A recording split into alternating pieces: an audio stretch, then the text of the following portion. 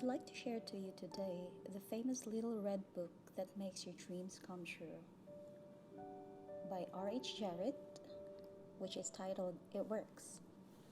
A clear, definite, common sense plan of accomplishment. All you joy would win must share it. Happiness was born a twin by Byron. Send this book, It Works, to your friends. The author sent the manuscript of this book for criticism to a friend who returned it with the notation, It Works. This judgment, born of experience, was adapted as the title of the book. A concise, definite, resultful plan with rules, explanations, and suggestions for bettering your condition in life. It says, if you know what you want, you can have it. The man who wrote this book is highly successful and widely known for his generosity and helpful spirit. He gives full credit for all that he has accomplished in mastering circumstances, accumulating wealth, and winning friends to the silent working out of the simple, powerful truth which he tells of in his work. He shows you here an easy, open road to a larger, happier life, knowing that the greatest good comes from helping others without expecting praise. The author of this work has requested that his name be omitted. So what is the real secret of obtaining desirable possessions? Are some people born under a lucky star or other charm which enables them to have all that which seems so desirable? And if not, what is the cause of the difference in conditions under which men live? Many years ago, feeling that there must be a logical answer to this question, I decided to find out, if possible, what it was. I found the answer to my own satisfaction, and for years have given me the information to others who have used it successfully. From a scientific, psychological, or theological viewpoint, some of the following statements may be interpreted as incorrect. But nevertheless, the plan has brought the results desired to those who have followed the simple instructions, and it is my sincere belief that I am now presenting it in a way which will bring happiness and possessions to many more. If wishes were horses, beggars would ride, is the attitude taken by the average men and women in regard to possessions. They are not aware of a power so near that it is overlooked, so simple in operation that it is difficult to conceive, and so sure in results that it is not made use of consciously or recognized as the cause of failure of success. Gee, I wish that were mine, is the outburst of Jimmy, the office boy, as a new red roadster goes by. And Florence, the telephone operator, expresses the same thought regarding a ring in the jeweler's window. While poor old Jones, the bookkeeper, during the Sunday stroll, replies to his wife, yes, dear, it would be nice to have a home like that, but it is out of the question. We will have to continue to rent.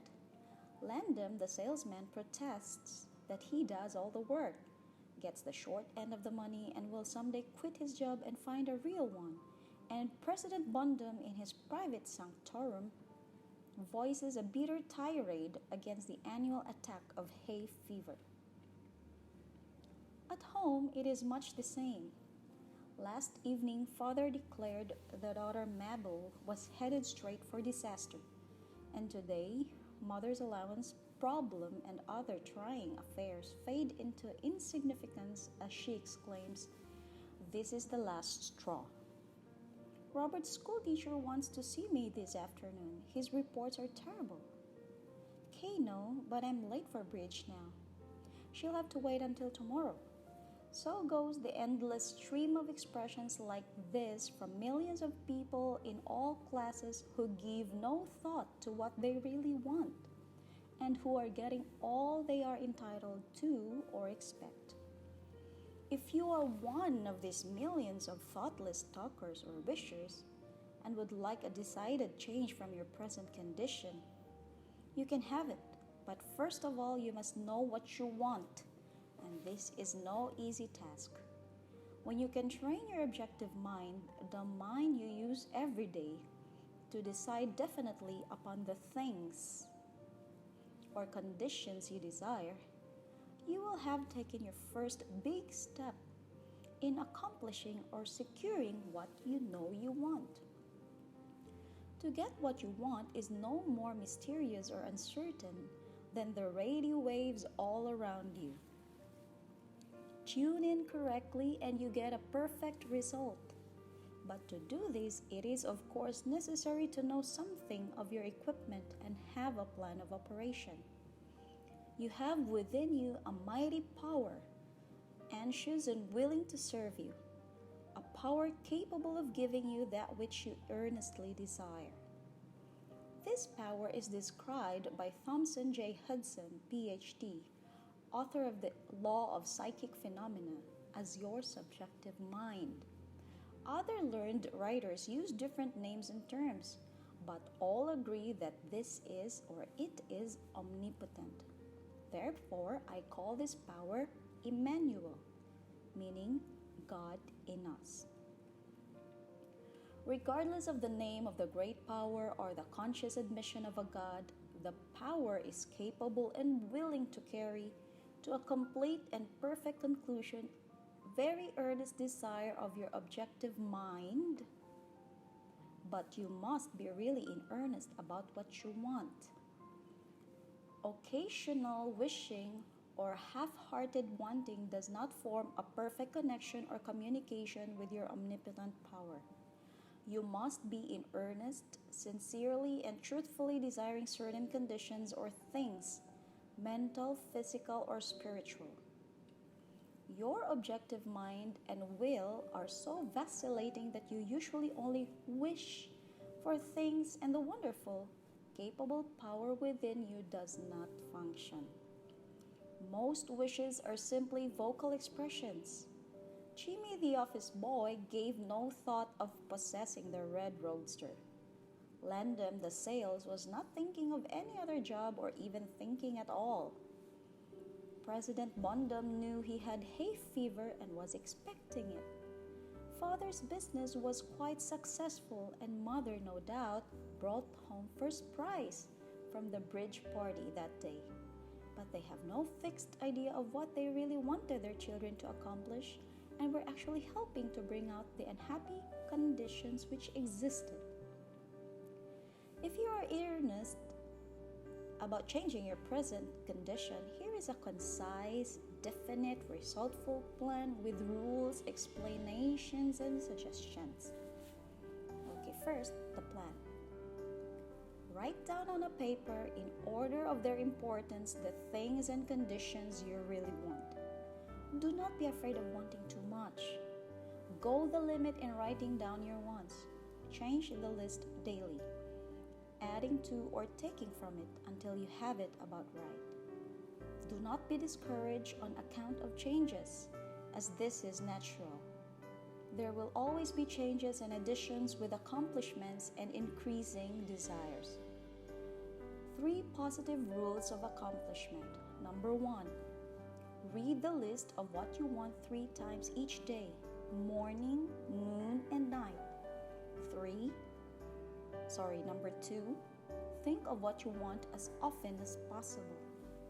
Number 3, do not talk to anyone about your plan except to the great power within you, which will unfold to your objective mind the method of accomplishment. It is obvious that you cannot acquire faith at the start. Some of your desires, from all practical reasoning, may seem positively unattainable.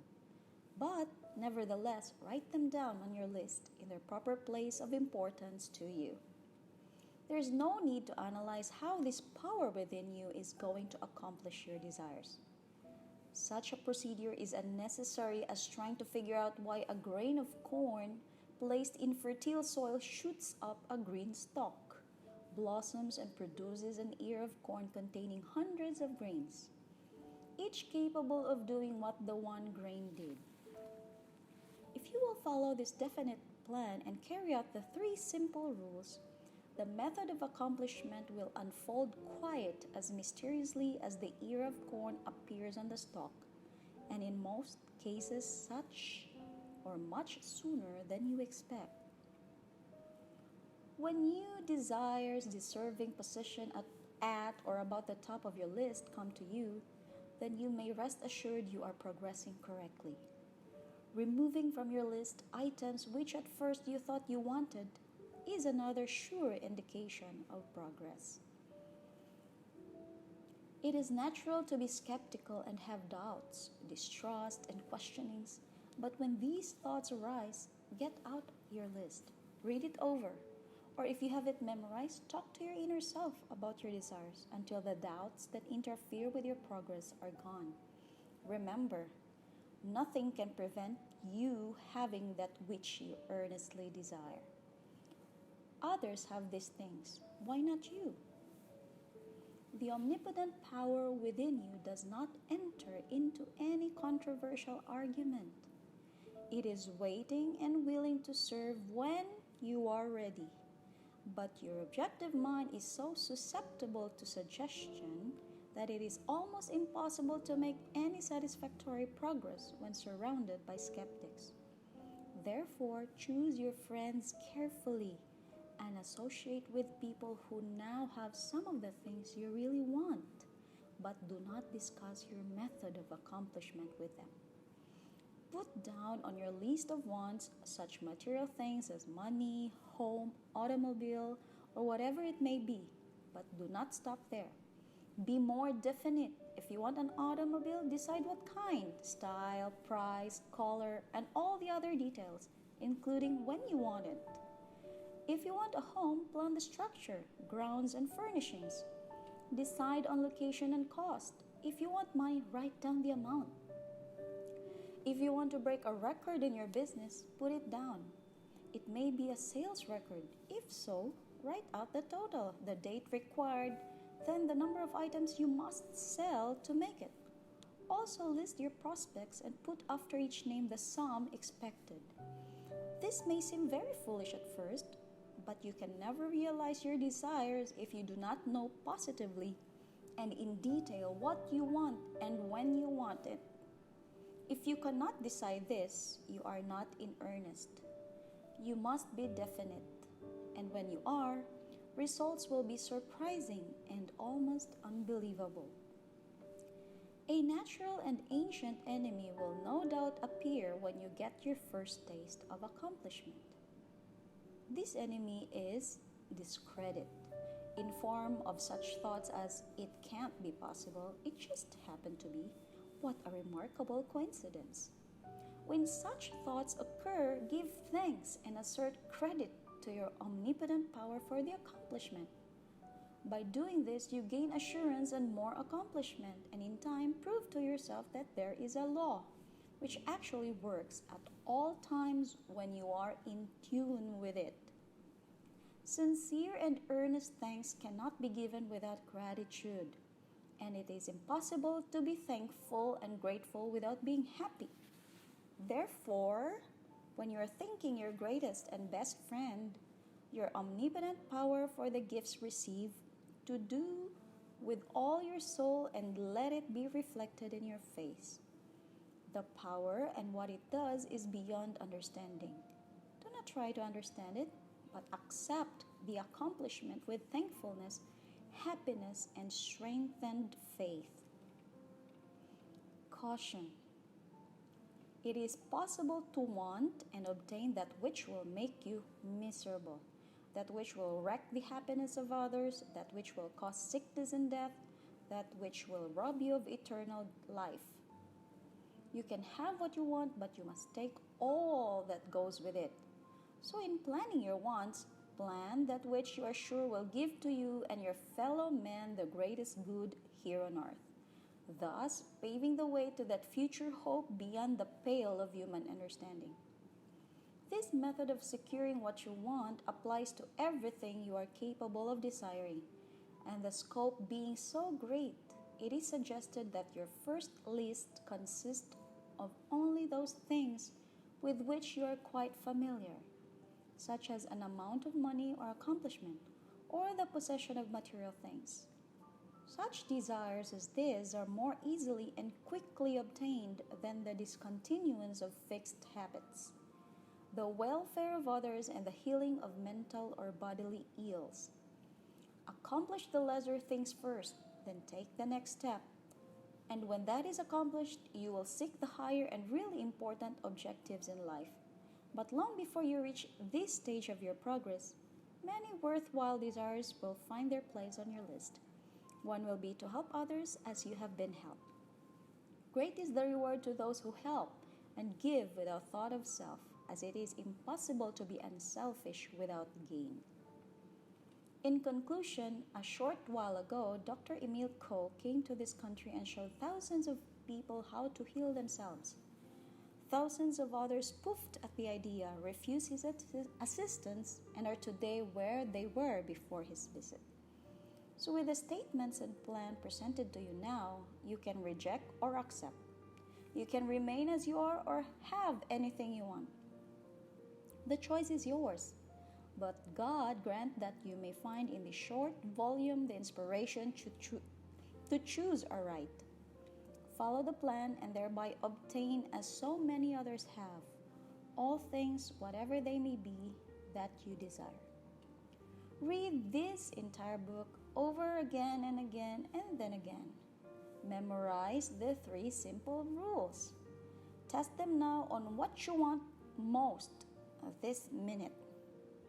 This book could have extended easily over 350 pages, but it has been deliberately shortened to make it as easy as possible for you to read, understand, and use. Will you try it?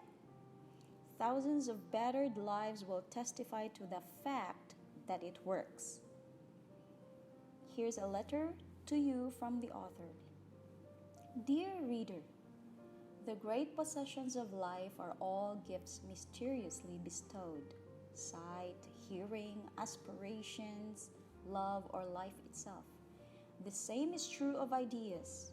The richest of them are given to us, as for instance, the powerful idea which this book has given you. What are you going to do with it? Are you surprised when I tell you the most profitable thing you can do is to give it away? You can do this in an easy and practical way by having this book sent to those you know who need it. In this way, you can help in the distribution of this worthwhile effort to make the lives of others better and happier. You know, people who are standing still or who are worried and discouraged, this is your chance to help them help themselves. If you will withhold this book from them, you will lose the conscious satisfaction that comes from doing good. If you see that they get this book, then you put yourself in line with the law of life, which says, you get by giving, and you may rightly expect prosperity and achievement.